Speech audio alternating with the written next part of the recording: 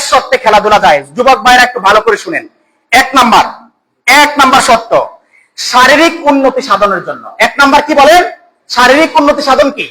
যেই খেলাধুলায় আপনার শরীর চর্চা হবে, আপনার শরীরের জন্য কি হবে? ভালো হবে। এখন এই কথার মধ্যে ফাঁক রয়ে গেছে, বাকি তিনটা শর্ত শুনলে ওই ফাঁকটা ক্লিয়ার হয়ে যাবে। তাহলে এক নাম্বার শর্ত হচ্ছে শারীরিক উন্নতি সাধনের জন্য। দুই নাম্বার হচ্ছে শরীয়তের বিধান লঙ্ঘন না হওয়া। শরীয়তের কি না হওয়া? বিধান লঙ্ঘন না হওয়া। এখন আসেন, আপনি এমন খেলাধুলা করছেন যে খেলাধুলার মধ্যে শরীয়তের বিধান লঙ্ঘন হচ্ছে, ওই খেলা হারাম। ওই খেলা কি? পুরুষদের সতর্কন পর্যন্ত জানেন কোন পর্যন্ত? অন্তত হাঁটুর নিচ পর্যন্ত কিনা। এখন আপনি যখন ফুটবল শর্ট প্যান্ট পরে যখন খেলবেন, পরস্পর হয়েছে কিনা, তা আপনি যতক্ষণ আপনি খেলতেছেন ততক্ষণ পর্যন্ত কবিরা গুনাহ হচ্ছে, তাহলে সেটা হারাম। এখন এবার আসেন, আপনি খেলছেন না, এবার যারা খেলছে তাদের প্রত্যেকের শর্ট প্যান্ট, তাদের প্রত্যেকের কি শর্ট প্যান্ট। এখন আমি আগে বলেছি যেটা আপনার জন্য খেলা হারাম, সেটা আপনার জন্য দেখাও কি হারাম। তাহলে এবার কি হলো? তাহলে সে প্রতিনিয়ত পরস্পর করে যাচ্ছে, তাহলে আপনি সেটা দেখাও কি হারাম। তাহলে আসেন, যে শারীরিক উন্নতি সাধন করে এই খেলাধুলা আপনার জন্য জায়েজ। তবে আর দ্বিতীয় শর্ত হচ্ছে শরীয়তের বিধান যাতে লঙ্ঘন কি হয় না হয়। তাহলে পরস্পর করা যাবে না।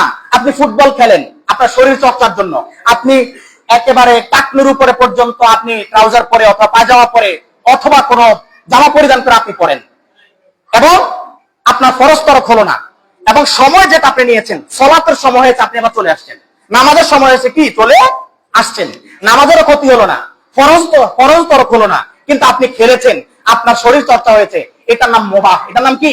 মুবাহ। মুবাহ মানে হচ্ছে এটাতে সওয়াবও নাই, গুনাহ নাই। তাহলে আপনি যখন জায়েজ পন্থায় যখন খেলাধুলা করবেন, এটা আপনার জন্য মুবাহ। কিন্তু যখন আপনি মুবাহর বাইরে যাবেন, তখন আপনার জন্য এটা হারাম হয়ে যাবে। কেন? কারণ আসরের সময় চলে যাচ্ছে, আপনি এখন খেলার মাঠে, হারাম। আপনি খেলতে গেছেন, আপনারা শর্ট প্যান্ট পরেছেন, হারাম, যাবে না। ভালো করে বুঝে নেন।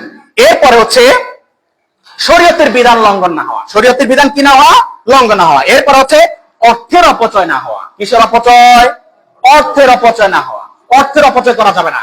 এখন দেখেন, এই আজকে আমার সমাপনী পর্ব হয়তো 2-4 মিনিট একটু বেশি লাগতে পারে। এখন অর্থের অপচয় না হওয়া কি আবেগ আমাদের মধ্যে? নিজের বাবার গায়ের গেঞ্জিটা ছিঁড়ে গেছে কিনা এটার খবর নাই,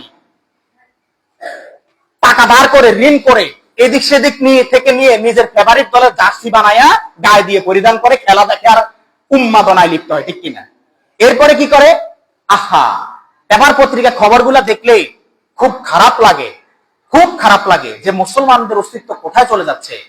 জমিন বিক্রি করে ওই জার্মানি না কোন দল সমর্থন করে 2-3 কিলোমিটারের একটা পতাকা বানিয়েছে, এর নাম মুসলমান। আহা, জার্মানির পতাকা বানিয়েছে, টাকা ছিল না, জমিন বিক্রি করেছে, জমিন বিক্রির টাকা দিয়ে 3 কিলোমিটারের পতাকা বানিয়েছে, আবেগ দেখিয়েছে। তারপরে বাড়িকে আর্জেন্টিনার পতাকার রঙে রং করে, আবার কেউ হচ্ছে ব্রাজিলের পতাকার রঙই করে রং করে। আহা, আবেগ। কতক্ষণ আপনার আবেগ? যতক্ষণ পর্যন্ত আপনার এই নিঃশ্বাসটা আছে ততক্ষণ পর্যন্ত আবেগ। এই আবেগের পরে যখন নিঃশ্বাসটা চলে যাবে, তখন আপনি ইহুদি নাসারাদের অনুসরণ করার কারণে আল্লাহ তাআলা বলছেন, হে বান্দা, আমি তোমাকে জালিম হিসাবে আমি ঘোষণা দিয়ে দিয়েছি, আজকে তোমার জন্য আমার কোনো ক্ষমা নাই। নাউজুবিল্লাহ। এরপর সর্বশেষ হচ্ছে আপনার ওই খেলার মধ্যে কোনো জুয়া থাকা যাবে না। কি থাকা যাবে না? জুয়া থাকা যাবে না। তাহলে 4টা শর্তে খেলা জায়েজ। আবার বলছি আমি, শারীরিক উন্নতি সাধন করে, অর্থাৎ আপনার জন্য ব্যায়াম হবে। কি হবে? ব্যায়াম হবে। 2 নাম্বার হচ্ছে শরীয়তের বিধান লঙ্ঘন করা যাবে না, অর্থাৎ শরীয়তের বিধান লঙ্ঘন হয় এমন কোন খেলা যাবে না।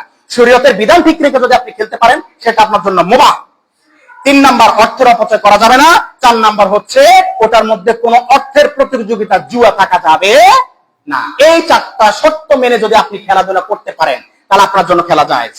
আর যদি এই 4টা শর্ত না মানতে পারেন, তাহলে আপনার জন্য খেলা হারাম, আপনি নিজে খেলাও হারাম, ওই খেলা দেখাও হারাম। পরিষ্কার ফতোয়া, পরিষ্কার মাসালা।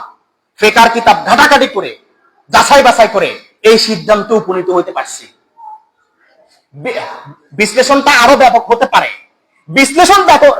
পারে, কিন্তু আসলটা চলে আসছে। কি আসলটা চলে আসছে? এটার অ্যানালাইসিস আরো হতে পারে, কিন্তু আসল চলে আসছে, মূলটা চলে আসছে, বেসিকটা চলে আসছে। বেসিক